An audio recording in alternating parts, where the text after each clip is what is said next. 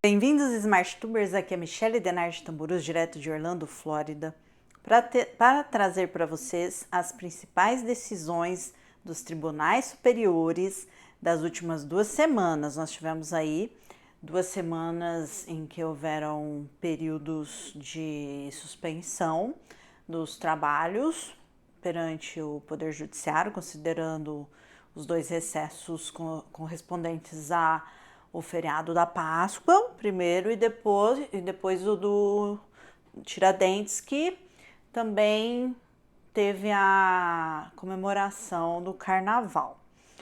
Então, vamos checar no vídeo e ver o que temos de novidades nos tribunais superiores.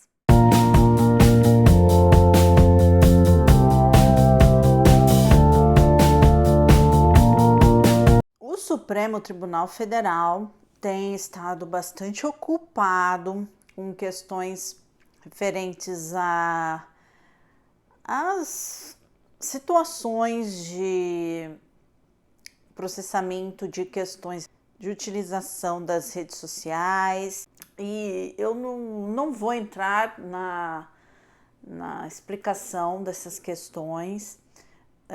Até teve uma situação em que um dos ministros indicou que um site havia feito uma simulação na fala que foi feita pelo ministro e fez montagens, cortes, enfim.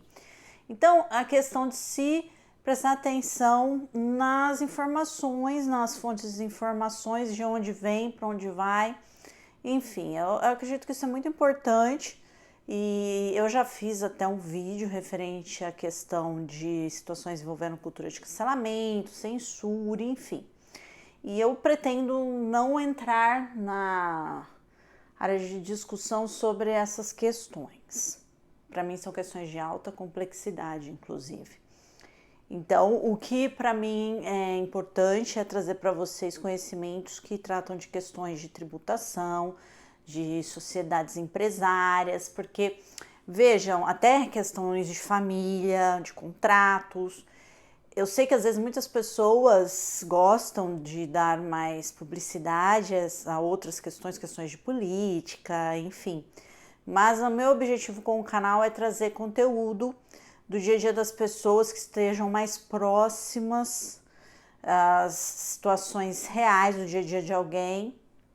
Então eu prefiro trazer essas informações que sejam de utilidade pública e que realmente possam trazer algum conhecimento a mais, que às vezes pode até vir a alterar a vida de uma pessoa numa situação ali que ela tem até condições de tomar uma decisão e seguir num negócio, numa situação de acordo, enfim. Então eu prefiro trazer um conteúdo mais útil, às vezes não desperta tanto interesse, não desperta tanta curiosidade, mas eu prefiro continuar nessa linha, né? Porque mais importante do que ter visualização, curtida, comentários aos montes, é levar o conhecimento, que essa é a minha proposta.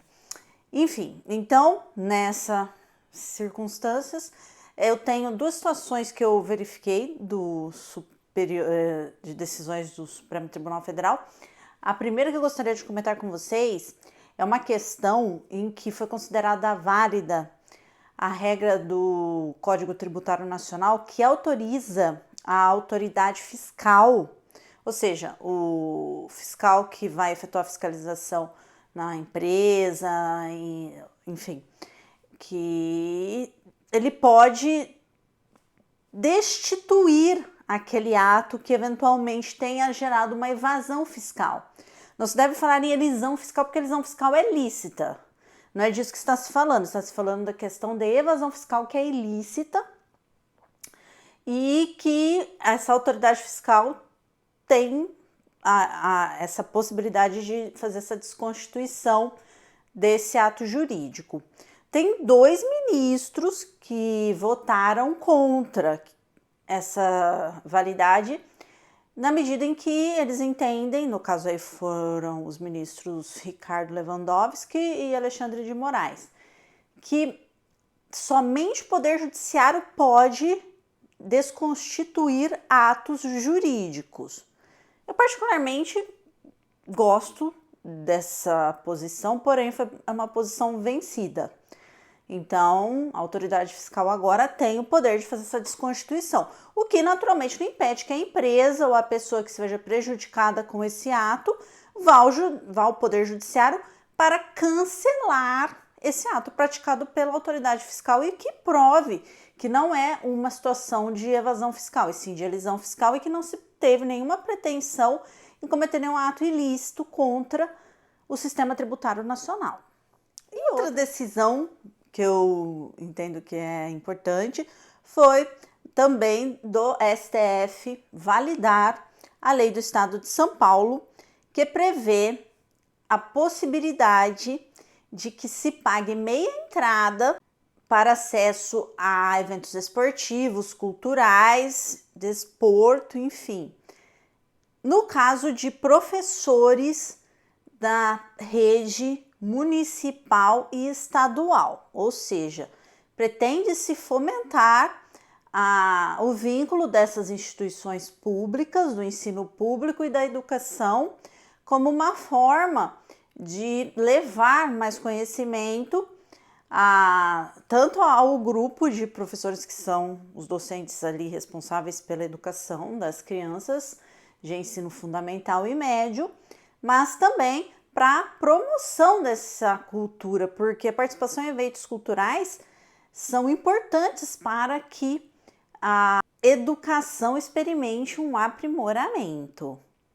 Então, professores da rede pública municipal e estadual agora podem pagar meia entrada.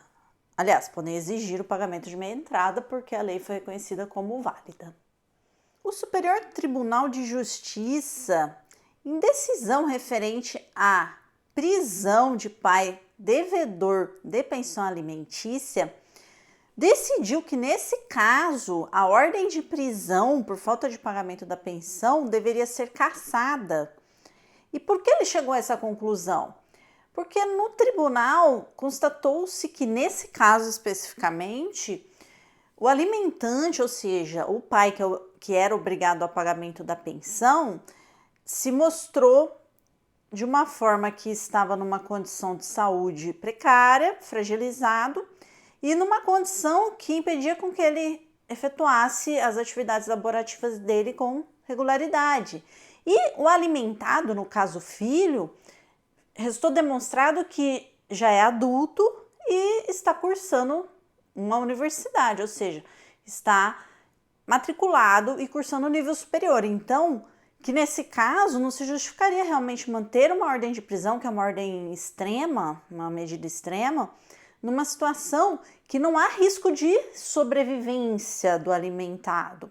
É diferente, claro, se você tem um alimentado que é menor de idade, é uma criança, ele depende do sustento que venha decorrente dessa pensão alimentícia, dos seus tutores que detêm a guarda, ou ainda que exerça o poder parental, que tomem conta dessa criança. Então, sim, há uma obrigação no pagamento da pensão e que, se não for paga, deve-se impor a pena de prisão, justamente como uma questão de se obrigar de maneira urgente que se efetue o pagamento, porque existe ali uma situação envolvendo uma criança que está em necessidades que pode gerar uma situação de risco, inclusive de vida para essa criança. E não é o caso nesse processo, né? Então foi cassada a prisão e, apesar disso, não é que ele foi exonerado da obrigação do pagamento da pensão, ele tem que continuar pagando a pensão. O que acontece é que ele vai sofrer uma execução da prestação alimentícia, porém em dinheiro, não que vai haver essa situação de prisão e manutenção da prisão, mas o credor da pensão, no caso o filho, pode cobrar judicialmente e exigir o pagamento da pensão que é devida, mas não mediante essa medida extrema que é a ordem de prisão. Agora, pessoal, uma decisão do Tribunal Superior do Trabalho, onde um instalador não recebeu indenização por acidente de trabalho da empresa em que ele trabalhava, decorrente da queda que ele sofreu da escada. Por que isso? Por que a empresa não foi responsabilizada pelo acidente de trabalho? Porque nesse caso ficou apurada que a culpa pelo acidente foi exclusivamente do instalador. É importante, pessoal, que às vezes as pessoas têm a ideia de que na justiça do trabalho tudo que acontece é culpa do empregador. E na verdade é necessário uma apuração, e essa apuração é feita sim perante o Poder Judiciário, da verdade dos fatos, que se chama de verdade real. E nesse caso em questão, o que ocorreu? Foi demonstrado por testemunhas que a escada em questão, que era utilizada como instrumento de trabalho, tinha 2 travas. E para você usar a escada, você tem que ter 2 travas para que não ocorra a queda. E, naturalmente, para que o trabalhador fique protegido ou minimize o risco do acidente. Não é o que ocorreu. Nesse caso, o instalador deixou de observar o protocolo de segurança e, infelizmente, ocorreu o acidente. Porém, a empresa não é responsabilizada nesse caso. Questões envolvendo indenização por acidente de trabalho sempre acontecerão quando o trabalhador observou todos os protocolos de segurança, fez uso de todos os equipamentos de proteção individual, teve a fiscalização e constatação de que houve a utilização e obedeceu seus procedimentos. E aí sim, se houver um acidente apesar disso, a empresa vai sim ser responsabilizada e indenizar o funcionário. Então, sempre fiquem atentos a esses detalhes. Finalmente, uma decisão do Tribunal de Justiça de São Paulo referente ao dever de indenização, onde 2 amigas agendaram um cruzeiro de uma famosa dupla sertaneja e verificaram que estavam tudo certo para participarem desse evento, que seria em uma embarcação. Porém, se deslocaram da cidade em que elas moram até Santos para poder embarcar, depois de ter confirmado os detalhes, ter feito os testes necessários para o embarque. Porém, chegando no local, elas foram impedidas de embarcar por conta de uma questão de limitação que foi imposta pela Anvisa de 75% de ocupação dessa embarcação. E além de negar às 2 passageiras o direito de ter o acesso às cabines que elas haviam pago, estavam preparadas para ocupar, tomaram todas as precauções, seguiram todos os procedimentos, confirmaram que estava tudo certo para elas embarcarem, a empresa não quis restituir o valor, nem indenizá-las, nem verificar uma acomodação eventualmente num outro cruzeiro, enfim.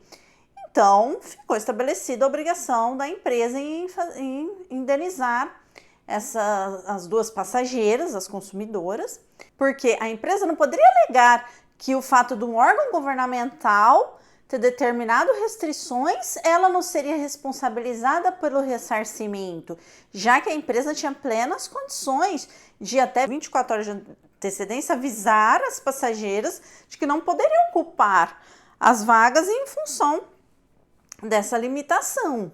Então, nesse caso, a empresa de cruzeiros foi condenada a indenizar as 2 passageiras.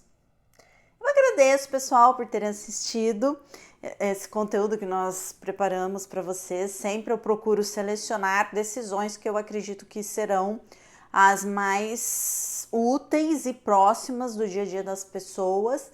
E eu espero vê-los na próxima.